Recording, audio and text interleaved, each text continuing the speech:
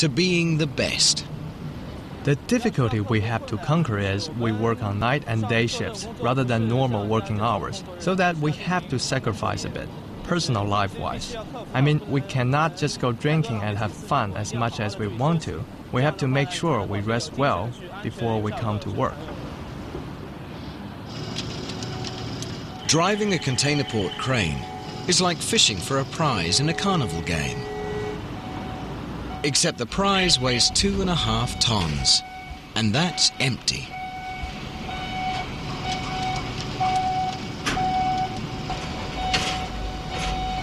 Sitting in a cab meters up, the operator has to maneuver the crane's lifter, called a spreader, into position over each container, then lower it by eye and by hand.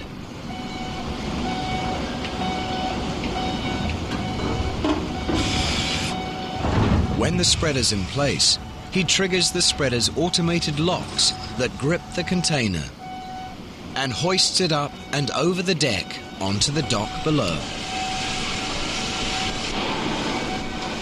lining it up precisely with the truck that will carry it away.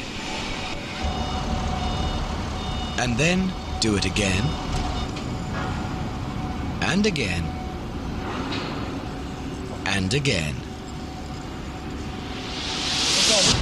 And if you think unloading is tough, try loading.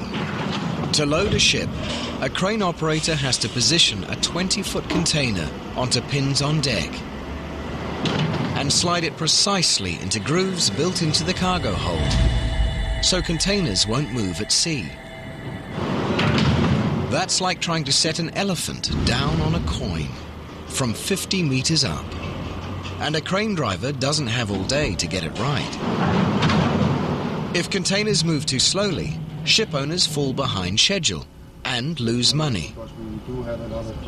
But if they move too fast, they can swing out of control, endangering cargoes, people, and cranes. And a bumped container could mean damaged goods inside.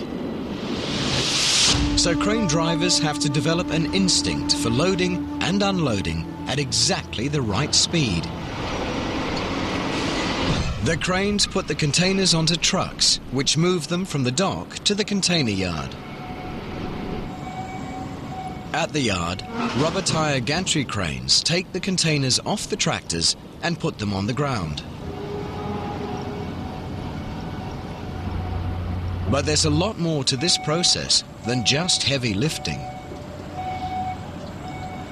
Shipping containers look alike, and unless you can match their numbers with the list, there's no way to tell them apart.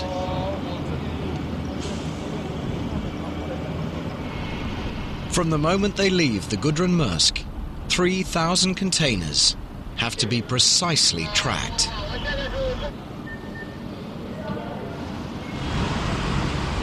A misrouted container means unhappy customers and a bad reputation for Yangshan.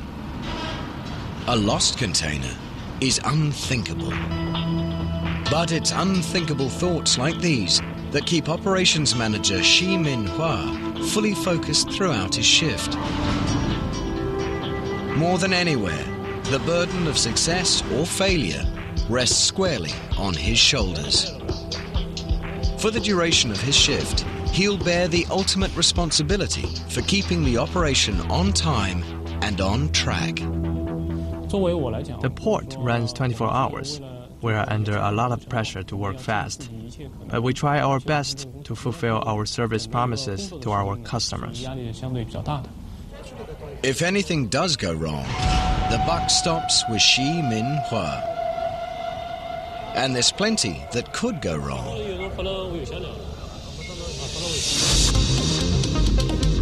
Before a ship sails, the shipping company's computers analyze the contents and destinations of its several thousand containers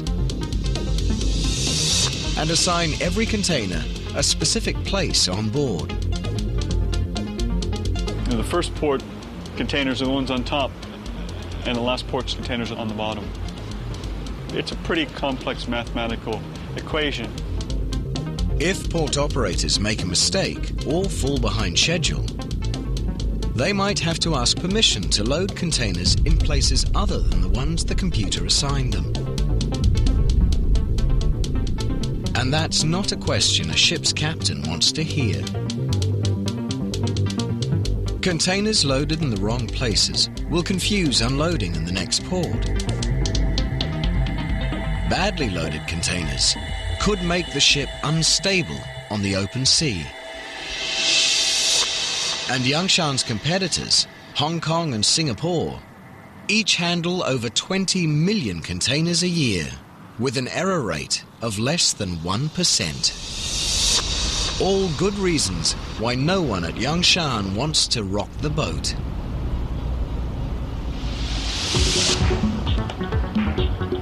Fortunately, Yangshan has a brain to match its brawn. A cutting-edge control system developed by the port of Shanghai.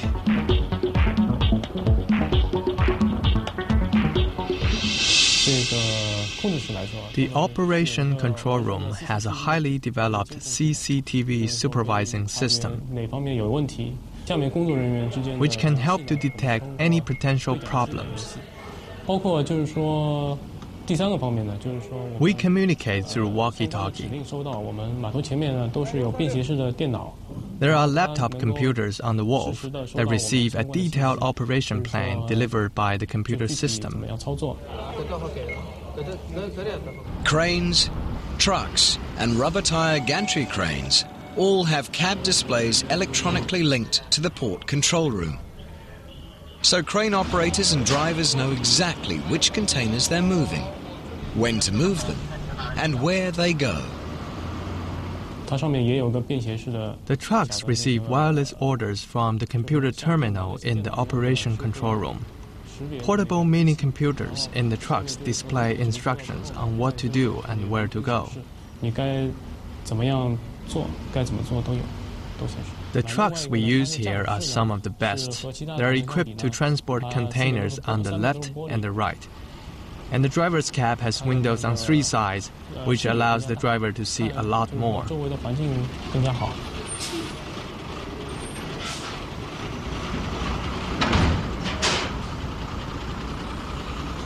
The Yangshan system maximizes efficiency.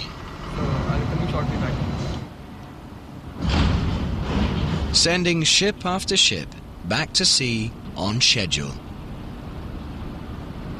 Making crews and owners happy.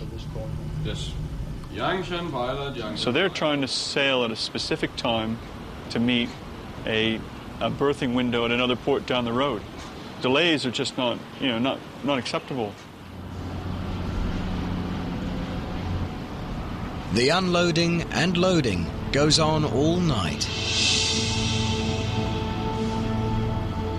and past the break of day. 20 hours after she docks, the Gudrun Maersk departs Yangshan,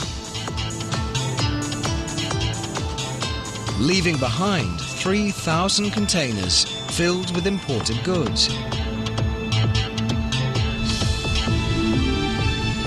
Taking with her 2,000 others filled with exports. Xi Minhua and the Yangshan team can finally relax and call it a day. A very long day. But Yangshan's job isn't over yet. 3,000 shipping containers have to be delivered. Customers have waited weeks for the Gudrun Maersk to bring them across the ocean.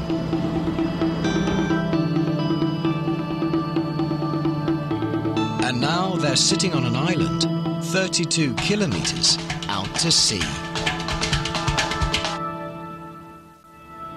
To compete with other world-class container ports, Yangshan must move over 20 million ships.